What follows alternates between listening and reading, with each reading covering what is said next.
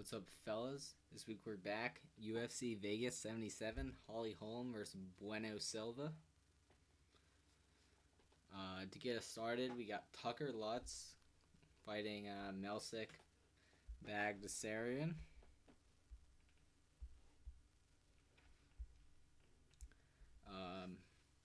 We gotta start off. Let's talk about Melsik for a little bit because I believe he's a much better prospect than Tucker Lutz. Melsik came to the UFC off a win by decision on the Contender Series. Since then, he is 2-1 with a submission loss to Josh Coolbaugh. I don't think that's a bad loss. Josh Coolbaugh is 3-0 in the UFC. Has looked good in both striking and on the ground. Melsik is a good striker with some power on the feet, but does appear to have a hole in the grappling department. He has two submission losses on his record. Despite the hole in the submissions, he does have a 76% takedown defense, but it's not really fought anyone directly trying to take him down. In this fight, I think Tucker Lutz will be trying to take him down, so we'll see that get tested.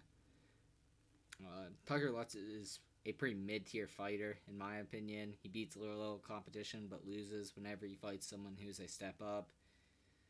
He loses when he has the grappling disadvantage. We saw him lose against Pat Sabatini, and then someone else he lost to recently. Let me check. Daniel Pineda knocked him down, took him down and controlled him, and then finished him off with a guillotine. So we can see him get hurt on the feet. I think Melsik's definitely live to do that here.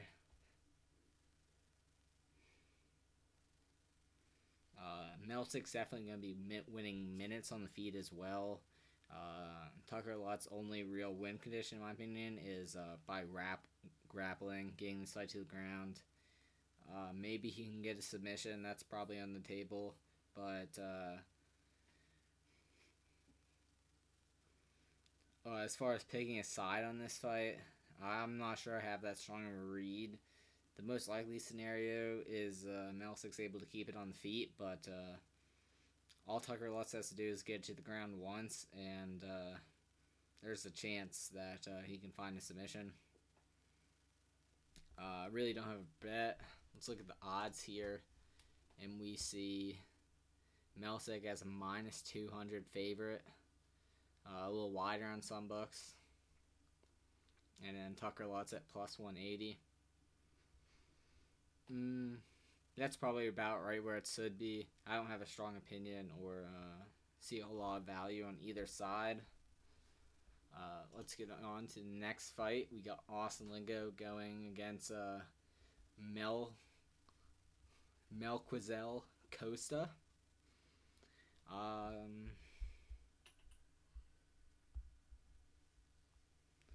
I'm honestly uninspired and not that excited for this fight. Not really sure why, but something about Austin Lingo doesn't excite me. Melquizel Costa kind of seems like a bum. He came in on short notice in his last fight against Thiago Moyes, and then got submitted in the second round. Austin Lingo is currently 2-2 in the UFC. Has wins over Luis Saldana and Jacob Kilburn. Loses to Youssef Zalal and Nate Landwehr. So he seems to lose to the upper level guys. Luis Saldana is a decent fighter, but still loses most of the time to the upper level guys. And then Mel Costa. Look at his record. He's has a lot of fights. Don't see any big names on his resume. Fair amount of losses. He's lost by knockout, 2 submission losses, 3 decision losses. I don't think he's that good, honestly. I have to pick a side here and go with the experience of Austin Lingo, but there's a good chance Melsik has a or Mel Costa has a good grappling advantage. He's also a shade younger than Osalingo at 26, and Osalingo's 29, but I don't think age is really relevant here. Um, eh. Yeah, don't really have a pick. Don't really care about this fight much at all. Let's just look at the odds and see. We look at the odds, and the odds have Austin Lingo as a plus 170 dog and Mel Costa as a minus 200 favorite. In my opinion, there's definitely value on Austin Lingo here. I don't think Mel is that good, but I don't care much about this fight or have a strong opinion either way. Next up, Estela Nunes versus Victoria Dudakova. Don't care much about this fight either. We look at Dudakova's record. She's 6-0, has a win over on the Contender Series. Yeah, don't really know what to say. We see a lot of these girls recently have like 5 wins over absolute bums to get to the UFC, and then it's just like a coin flip whether they're actually decent or bum.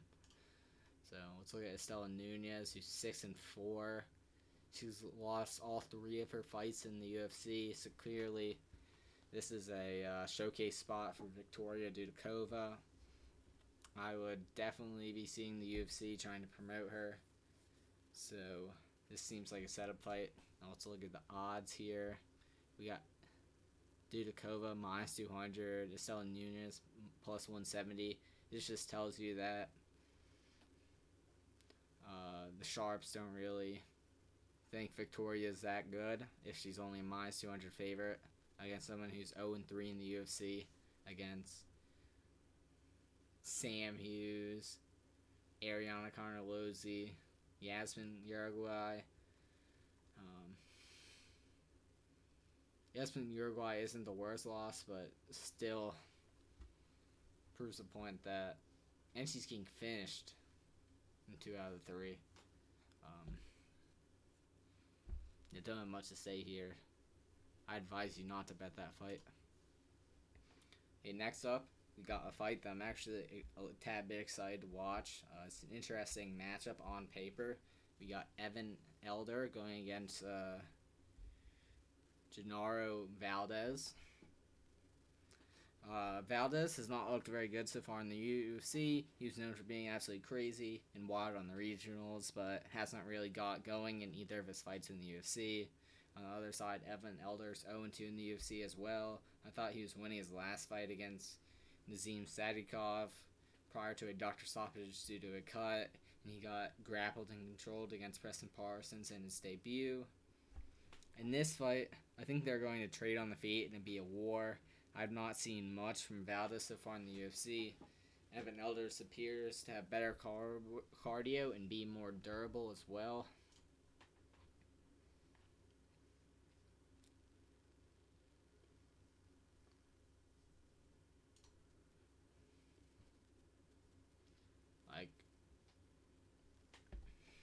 The pick is Evan Elder by knockout, but I do believe Evan Elder blocks punches with his face, and Valdez is live for a TK or club and sub. I like the unders in this fight. Now let's go look at the odds. We see Evan Elder as a minus 280 favorite, Valdez plus 245. I like Evan Elder this week. The line's right where it should be. I'm not going to play him here. I don't see any props out, but I would look at violence props. I'd look at knockout props.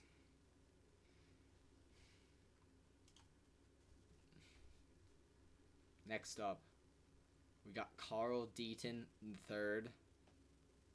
Most likely the most hideous man I've ever seen in my entire life. Like, look at this.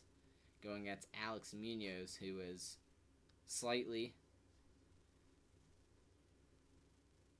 less hideous.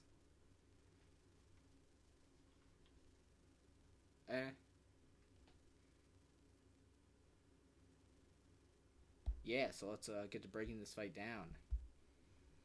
In the UFC, Alex Munoz lost to Nasrat Harass and short nose, which is justified, but then he loses to Luis Pena, who was 4-3 in the UFC at the point, was caught immediately after by split decision. Carl Deaton came in on short nose against Joe Selecki and got submitted. No shame in that. Uh, Carl Deaton had a 33% takedown defense and got controlled on the ground against Joe Selecki. He was 2-3 on takedowns and controlled him for 8.5 minutes.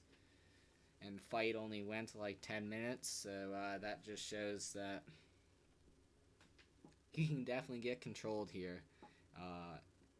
I don't think Munoz is the same level of grappler as Selecki, but one thing he does do is wrestle. In his career, he has a takedown average of 3 per 15 minutes at 40% accuracy. I don't think either of these fighters have a feature in the UFC, but one of them has to win. I'll take Munoz to go out there and wrestle and win this fight by decision, controlling Carl for at least 2 rounds of this fight. I don't see a finish on either side. Let's go look at the odds. And we see Alex Munoz a minus 135 favorite. Carl Deaton a plus 115 dog.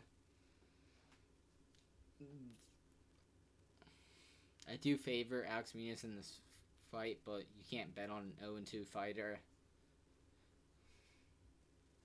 Like, you can't fade a bad fighter with a bad fighter. That's basically what I'm trying to get across.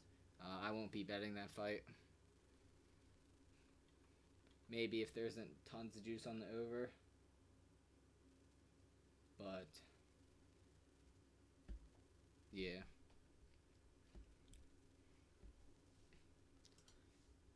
Okay, next up we got Tyson Nam going against Zat Maxim. So, I was excited to see what Zat looked like on the tape. So I watched some tape on him, and dude has a lot of power on the feet. He looks a tad bit like Kai Kara France. Just throws a double jab, right hands, just an absolute merchant with it. He hits really hard, and then he mixes in some takedowns. He has some really flashy grappling, but sometimes he does give up positions.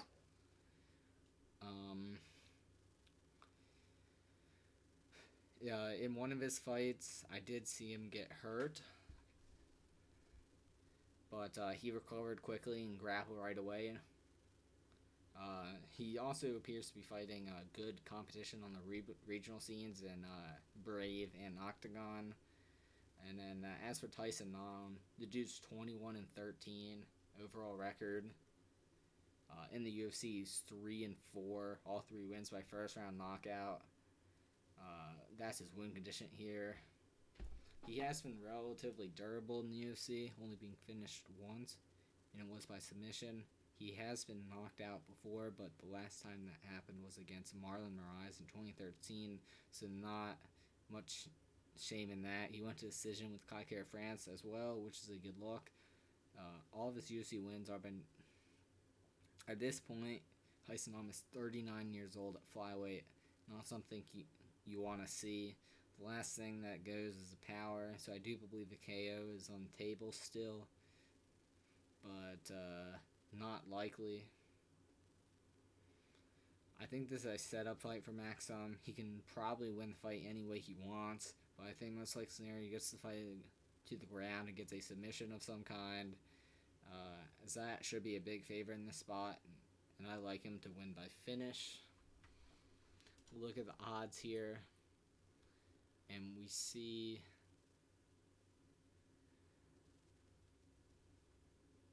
that as a minus 415 favorite. Tyson Nam come back at plus 315. I think that's right where it should be.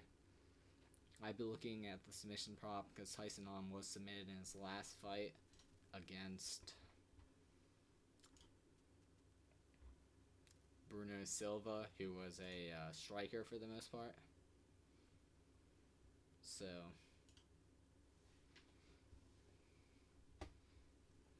yeah, really anyways wants. I think the KO's on the table. I think everything's on the table here. Next up, we got Ashley Evans Smith going against Aileen Perez. Um, Honestly, all you really need to know is Ashley Evans Smith is 6-5. Um, let's see what 6-5 looks like here. Who she's fighting.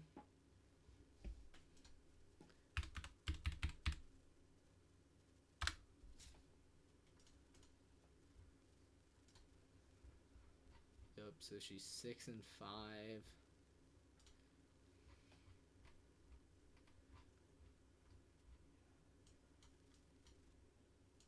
So she's lost two in a row to Norma Dumont and Andre Lee.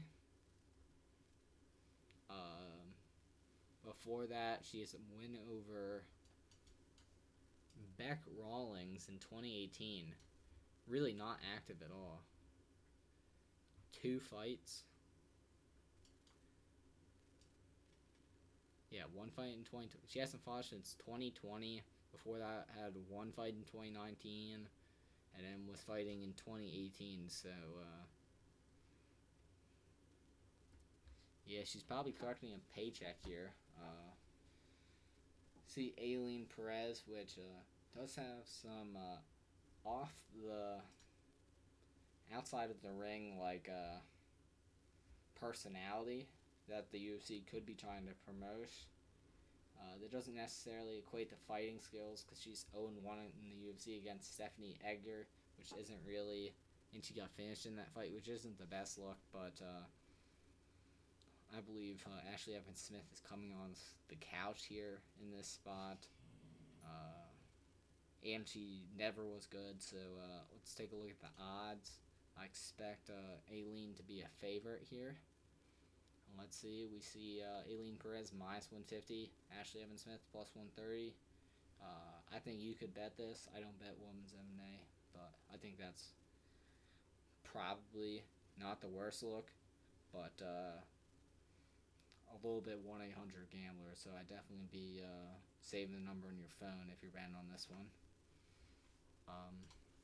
Let's move on to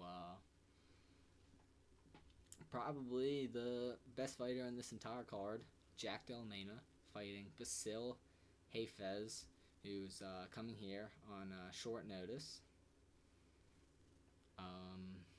Jack was supposed to fight last week, Sean Brady, but Sean Brady got a terrible staph infection, so that fight was canceled. And then next opponent, Josiah Harrell, gets Moya some like terrible like lack of blood flow to the brain that was basically about to have a stroke, and he couldn't fight. So here we got him going against Basil Hafez. I don't know much about Basil Hafez, but I'll take a look at him right now with you. So he's 31 years old, welterweight.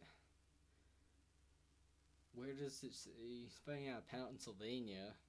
I don't believe he's training with like the Philly guys. I don't know what gym he's from, but he's 5'11". Fights at welterweight, so that's good to see. He's not a lightweight here. Fights 50-5 guy. That's not a bad win. 8-5. See 11-4 loses to. Oh, he fought the same guy twice.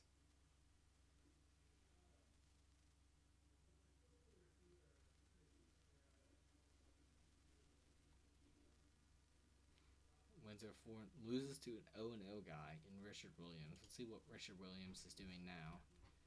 Oh, only win 2018 against Basil Hafez. That's not that good of a look, but 5 years ago, he can definitely improve. Coming off 2 good wins. That being said, dude has 1 knockout win, 4 submission wins, 3 decision wins, 3 decision losses.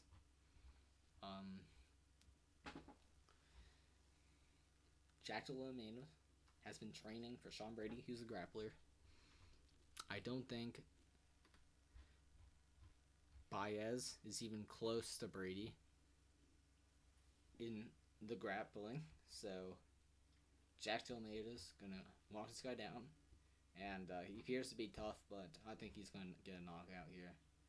Like, I don't see much upside from this hill, or much at all, really. So let's move on to the next fight here.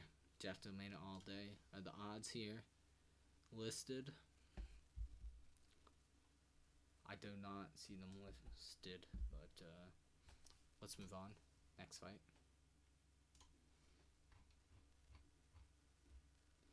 We got Terrence McKinney going against Nassim Sadikov. Um, this is another very intriguing spot here on the card. McKinney's kind of a fan favorite. He goes out there, kill or be killed in all his fights. Loses, wins, first round. Just crazy violence. In this last fight, it wasn't that far long ago. He had a terrible knockout loss against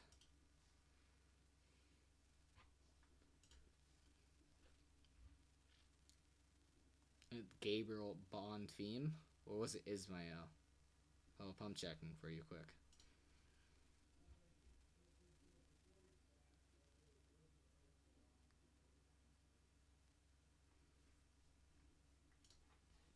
Okay, so for Terrence McKinney, it was Ismail Bonfim. He knocked him out with flying knee, knocked him out cold, dude face planted in the octagon. But here he is, fighting 5 months later against a Nazim Sadikov. He was not going out there and sergeant people necessarily, but he is knocking people out. Lots of later round knockouts on his record. We'll look at it in third round knockout contender series, third round TKO doctor stoppage against Evan Elder.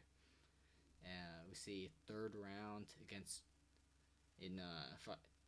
on the regional third round sub, and then 3 first round finishes. So dude definitely carries his power late. That being said, Terrence McKinney is not going past the first round. Once he gets to the second round, Nazim's going to knock him out. So I'd take a look at that Nazim round 2 knockout. I'm not really sure why Terrence is taking this fight so quickly. Probably because dude does not seem like the smartest. In the fight where's Evan Elder, I watched that fight, and we saw Evan Elder knock Zim down in the first round. McKinney's definitely live to do that. It doesn't seem like this dude has a pure granite chin like Drew Dover, but Zim was able to recover, make it to the second round, make that round competitive, and open up a cut, and get a doctor stoppage win.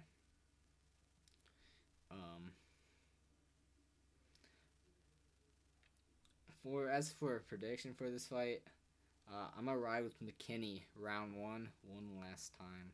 I don't think the UFC has given up on McKinney, but this is by no means a layup spot for him. I expect McKinney to be a dog in this fight. And honestly, I like McKinney at dog money, but even more, I like the unders in this fight. McKinney is not taking enough time off to change his fighting style. As far as like bringing it to the ground and looking for a submission for McKinney versus like a knockout, I don't think you'd have to get a club and sub here. I don't think he's just gonna shoot in and take down Sadikov. I think he's gonna have to just 1-2 him on the chin, maybe kick him in the head or something like that. But that's the pick. Not betting aside here. Maybe look at the overs or the unders, not the overs. Maybe sprinkled around 2 and see him Sadikov.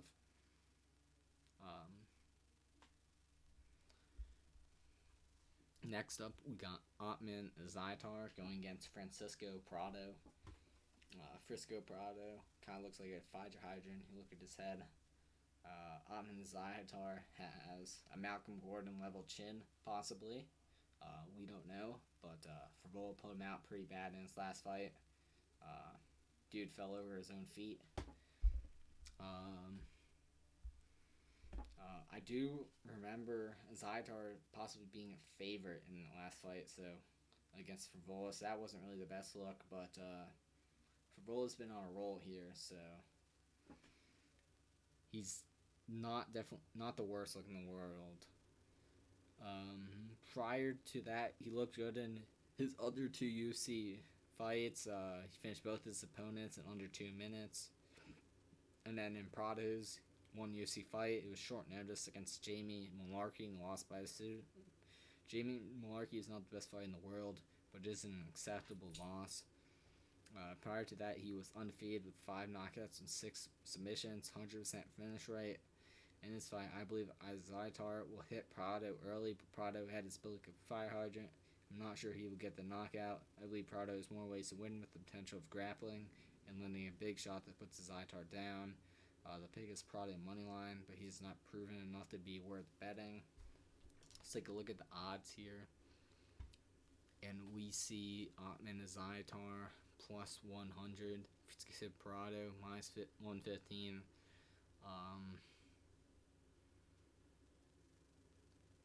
Yeah, it's a pick 'em. Not betting this fight here. Not sure violence is worth betting either, because we saw Prado go 3 rounds with Todd Levy, I believe it was.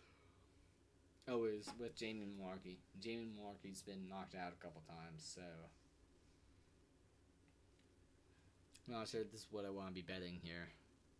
Is violence, but both these guys definitely hit hard. I think they could trade, and one man falls, and that one man could be a Zayatar. That's the pick, is Francisco Prado. Knocked out Otman Zayatar, but he very well could take him down, TKO him, submit him. Haven't seen a Zayatar on the ground that much. Interesting fight, though. I'm excited to watch it.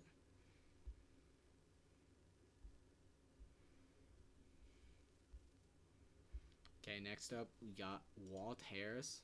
Oh, Norma Dumont fighting Chelsea Chandler. This is a 145-pound fight, which is a prehistoric division at this point. Let's talk briefly about this fight. They're probably just using up some contracts, not re-signing anyone. Chandler had a win against Julia Sorienko in her USA debut, but that does not prove a lot because Julia loses every fight that she does not get a round 1 armbar. Dumont is 5-2 in the UFC, only losing to high-level contenders like Megan Anderson and Macy Chiasson. I think she is just a better, more well-rounded fighter. This is her fight to lose, but you never know. It's women's MMA after all. Let's take a look at the odds. And we see Norma Dumont as a minus 140 favorite and Chelsea Chandler as plus 120. I think I would advise you to bet on Norma Dumont at this price, but me personally, I don't bet women's MMA. You shouldn't bet women's MMA. Good luck. Norma Dumont does appear like a good side here at this spot. Okay, next up is a low-level heavyweight fight between Walt Harris, Josh Parisian. Walt Harris is 13-10, going against Josh Parisian, who's 15-6.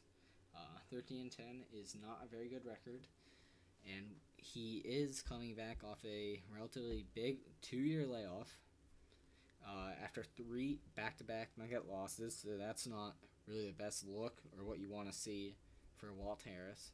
He's here to collect a check and retire, I believe. If there's one thing he can do, it is knock people out. And power is, of course, the last thing to go. Maybe he has 2 minutes to get done here. And then for Josh Parisian, this is a low-level heavyweight, in my opinion.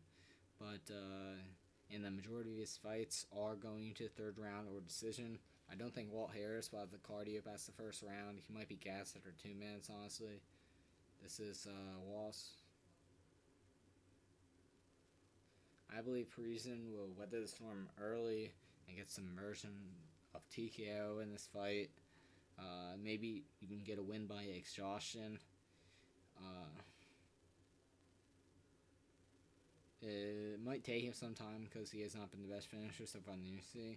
Prediction is Parisian round 2 TKO, maybe even round 3 TKO. Yeah, let's look at the odds. And we see Walt Harris as a minus 190, 180 favorite on some books. This is super line wide, plus 150 on Josh Parisian. I would be betting Josh Parisian here, which makes me want to look into this fight a little more. Let's take a look at the record of Walt Harris. Dude's last 3 fights, he lost to Overeem, Volkov, and Tybura. Parisian is definitely not Overeem, Volkov, or Tybura, but dude's at least in the gym fighting people. Like, Walt Harris's last one was 4 years ago until Alexei Olenek. 6 then, dude's been knocked out 3 times in a row, like I said. Josh Parisian also has 11 wins by knockout. He has a win against Alan Badeau, Rogue Martinez, Chad Johnson. He did get knocked out in the 3rd round by Dontel Mays, but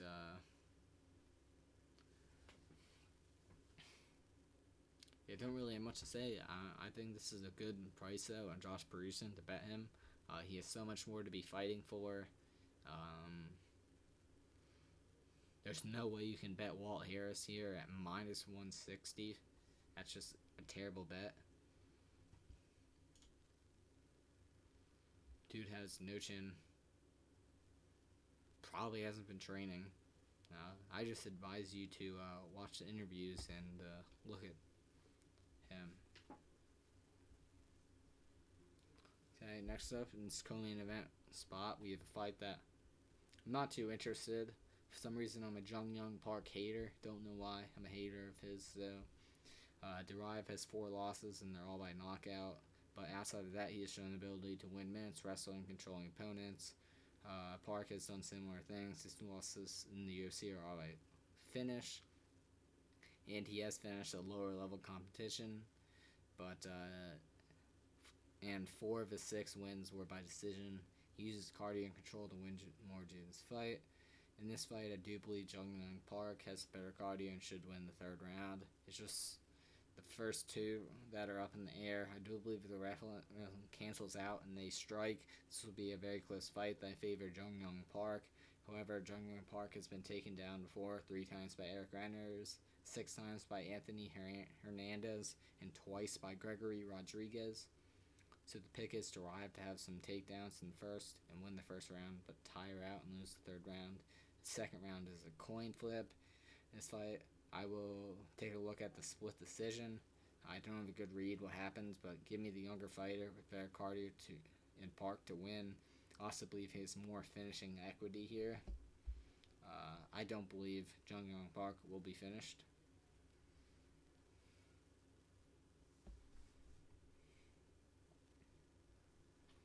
Okay, now it's main event time. Or let's say look at the odds here. We see Jung Young Park minus 160 favorite going against Alba Drive plus 140, plus 130 in some books. This is about where it should be. I'm on the Jung Young Park side personally, but not like it above the bet. Now we got the main event of the evening: Holly Holm versus Mayra Buena Silva. Holly Holm is 41 years old, but looked alright in her last fight against Yana Santos, who is washed. This is still a big step up in competition for her.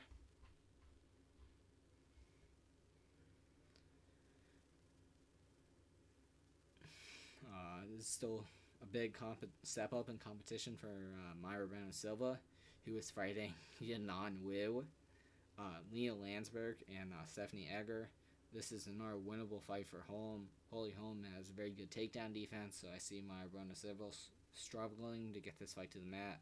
And if he gets there, I don't think Holly Holm will get submitted on the feet. I favor Holly Holm to win minutes in striking.